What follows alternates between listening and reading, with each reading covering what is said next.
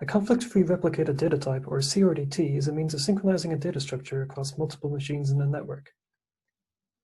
As an example, I'm going to be using Alice and Bob, who are sharing a to-do list on their phones. Initially, the to-do list contains 2 items and is in sync between both of the phones. However, both of the phones don't necessarily have a permanent connection to the internet. When offline, Alice and Bob might make independent changes to their to-do list. Here, Alice has ticked something off and Bob has added a 3rd item. After synchronizing, we expect the 2 to reach the same state, with the changes from both sides reflected. The way that this works is that both sides can keep a log of the changes that they made, and when they reconnect to the internet, they can exchange the logs and apply the changes to their local copy. This is the general idea of CRDTs, or at least the operation-based viewpoint of them. Both sides keep a log of the operations they have performed. They synchronize by exchanging these logs.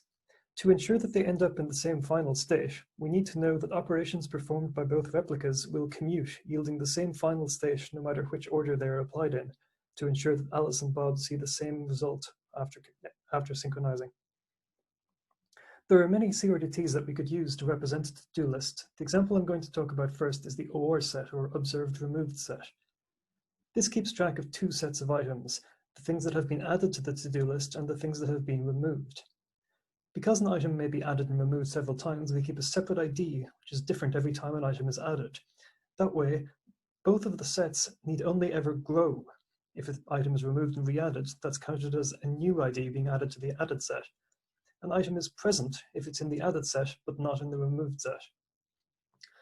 As an example, imagine that Alice adds a 3rd item to her to-do list. Later on, she decides to remove it. Notice she's added it with the ID 0 and removed it with the same ID 0. This means that the fixed mistake with ID 0 is in both the added and removed sets on her phone, therefore it doesn't show on the to-do list. Bob decides to add the same item, but he uses a different ID. After synchronizing, both sides will see the same result. It will have the fixed mistake entry. Everyone will see that the fixed mistake with ID 0 has been both added and removed, but the fixed mistake with ID 1 has been added and not yet removed, and therefore should appear. There's an important property to notice in this example, which is that Alice's add and remove have perfectly cancelled each other out. If she had neither added nor removed the initial fixed mistake with ID 0, we would see the same final state. Bob added it and it synchronized. So Alice could undo her add by issuing a remove with the same ID. In other words, in an OR set, it is possible to undo an add by using remove. The situation is a bit trickier if what Alice does is remove something. Supposing she removes proof theorem and then later on decides to re-add it. She's going to have to re-add it with a different ID, here 1. If she were to re-add it with the same ID, then it would be in both the observed and the removed set, and it wouldn't show up on her to-do list. Supposing at the same time, Bob also removes proof theorem, and he does not re-add it. After synchronizing, both sides will have proof theorem present in the to-do list. It's been removed by both sides with ID 0, so that doesn't show up, but the instance with ID 1 does show up. This is actually a different result than what we would see if Alice had removed if Alice had done nothing, neither removed nor re-added it. If Alice had made no changes, then the only change that would be visible would be that Bob had removed proof theorem, and then the change had propagated to Alice's phone and proof theorem was absent. Removing and re-adding has resulted in a different final state than not doing anything at all. So in an OR set, while we can undo an add using a remove, we cannot in general undo a remove. If we remove and re-add, there are some side effects that don't go away after synchronizing. But an OR set is not the only data structure that we could use to represent a to-do list. The next example I'm going to talk about is a PN set, or positive-negative set.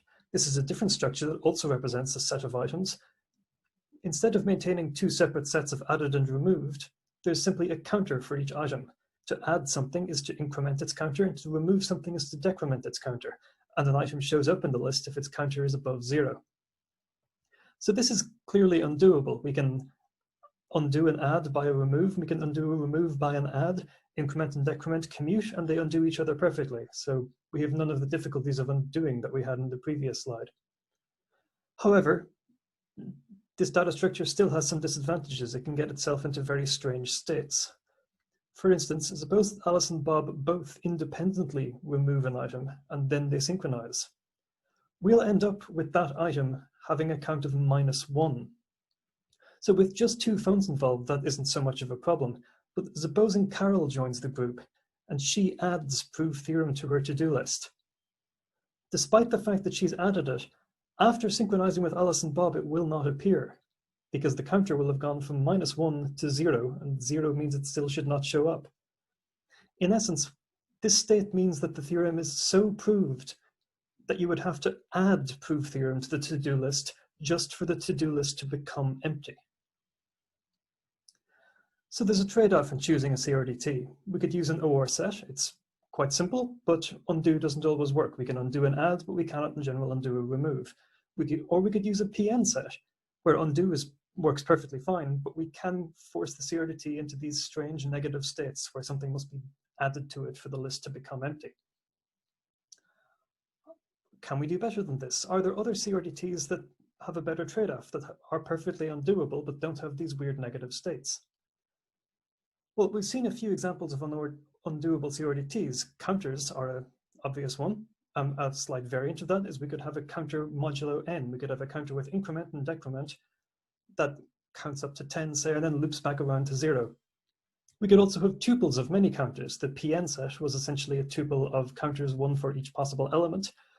We could even have a tuple which was a mixture of unbounded counters and counters modulo n.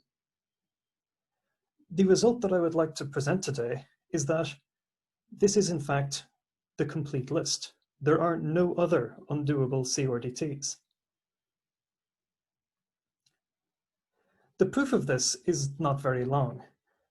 We model an undoable CRDT as having first of all, a finite set of primitive operations. That's not to say that it can only reach finitely many states. That's from any state there are only finitely many actions a user can perform, or equivalently, there's an upper bound to the length of any single message in that log. We assume that all operations that can be done in parallel commute, which is the basic principle of a CRDT, and we assume that all operations are undoable. So this gives us a structure of the actions that can be performed, and the structure is a finitely generated abelian group. Abelian is group theory ease for commutative. And those have been completely classified since the late 19th, early 20th century. The only finitely generated abelian groups are finite products of cyclic groups. Cyclic groups are either counters or modulo n counters. There are a couple of details that I'm glossing over here. So first of all, we need to do a little bit of work to prove that CRDTs do in fact form a group. And second of all, we need to do a little bit of work to show that just because 2 CRDTs have the same group of actions, then they are in fact the same CRDT. But neither of these steps is particularly long. If you would like to read all of the details, you can see the full paper on arXiv. It's 4 pages long. There's 2 pages of examples and a 2-page proof. And it brings us to the conclusion I'm trying to express here, which is that in every CRDT, it will either consist solely of counters and have those negative states, or else there will be some operations which cannot be reliably undone.